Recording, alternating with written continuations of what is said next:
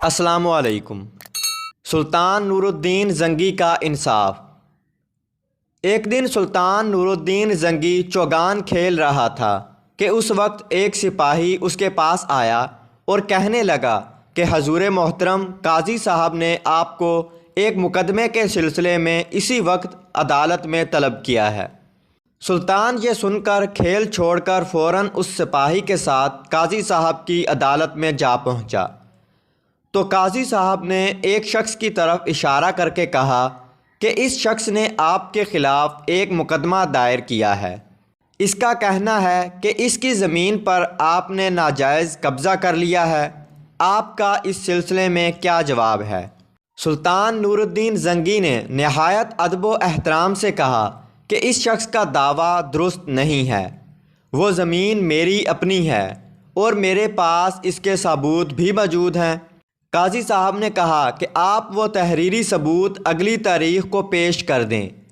سلطان نور الدین زنگی نے مقررہ تاریخ کو کچھ کاغذات عدالت میں پیش کر دیے۔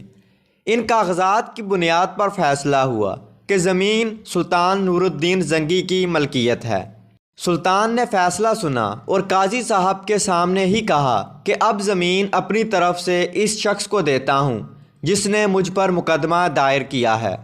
کسی نے کہا کہ حضور محترم، جب آپ نے یہ زمین اس شخص کو دینی تھی تو مقدمہ لڑنے کی کیا ضرورت تھی؟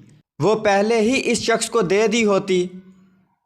سلطان نے جواب دیا کہ اگر میں عدالت کے فیصلے سے پہلے ہی زمین اس شخص کو دے دیتا تو لوگ کہتے کہ میں نے واقعی اس زمین پر ناجائز قبضہ کر رکھا تھا اور عدالت کے ڈر سے میں نے قبضہ چھوڑ دیا ہے۔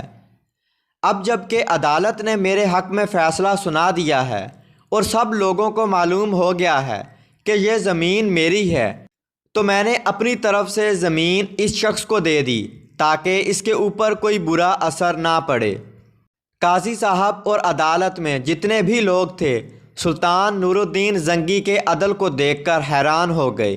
کیسے حکمران تھے کہ وہ لوگ انصاف اور عدل کو اپنا فرض سمجھتے تھے، مگر آج کے زمانے میں پاکستان کے طاقتور لوگوں پر جب ایسا وقت آتا ہے تو وہ قانون کی پیروی نہیں کرتے، بلکہ جرم کرنے کے باوجود اپنے آپ کو بے قصور ثابت کروا لیتے ہیں اور قانون کا مذاق اڑاتے ہیں۔ کاش ایسے حکمران ہمارے ملک میں آ جائیں جو سلطان نور الدین زنگی کی طرح عدل و انصاف کو مقدم سمجھیں۔ دوستو، اگر ویڈیو اچھی لگی تو اس ویڈیو کو لائک کیجئے اور چینل کو سبسکرائب کیجئے اور بیل آئیکن دبا کر آل نوٹیفیکیشن آن کر لیجئے۔